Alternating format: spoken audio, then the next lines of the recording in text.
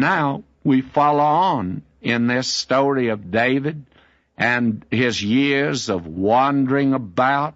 In many sense, what a sad period this is, though, in a way, and we'll see that something happened that was very sad indeed, and it must have been to David. I'm begin reading at verse 3 of 1 Samuel 22. And David went thence to Mizpah of Moab. And he said unto the king of Moab, Let my father and my mother, I pray thee, come forth and be with you till I know what God will do for me. And he brought them before the king of Moab.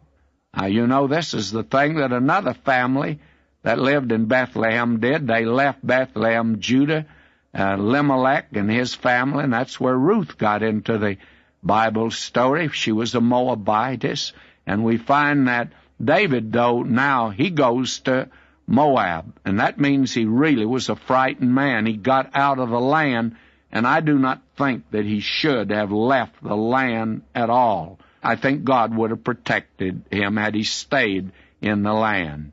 He's like Abraham who went to Egypt, you see.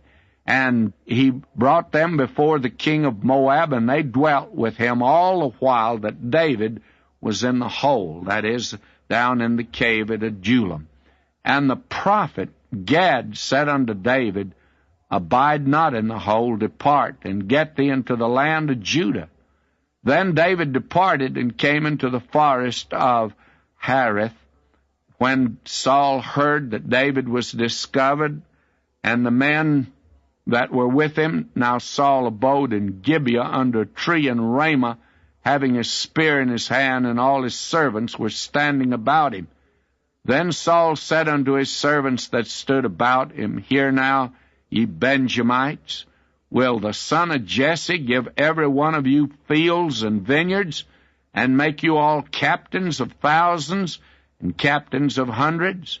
That all of you have conspired against me, and there's none that showeth me that my son hath made a league with the son of Jesse, and there's none of you that is sorry for me, or showeth unto me that my son hath stirred up my servant against me to lie in wait as at this day.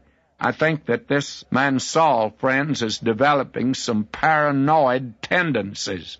He's developed a persecution complex, and maybe he should have it, because he's discovered now his own son hasn't been loyal to him, and he's wondering why these men that were his cabinet haven't revealed it to him, and apparently they haven't.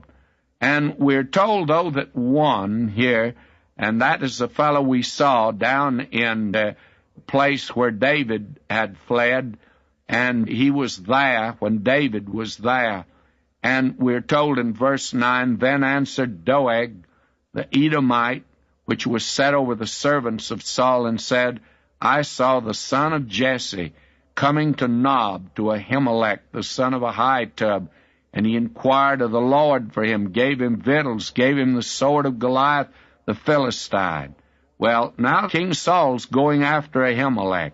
The king sent to call Ahimelech the priest, the son of Ahitub, and all his father's house, the priests that were in Nob, and they came all of them to the king. Saul said, Hear now, thou son of Ahitub. And he answered, Here I am, my lord.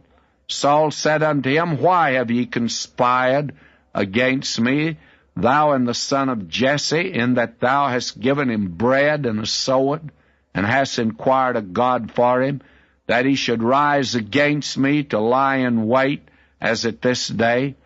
And notice the high motives of this man Ahimelech. Then Ahimelech answered the king and said, And who is so faithful among all thy servants as David, which is the king's son-in-law, and goeth at thy bidding, and is honorable in thine house?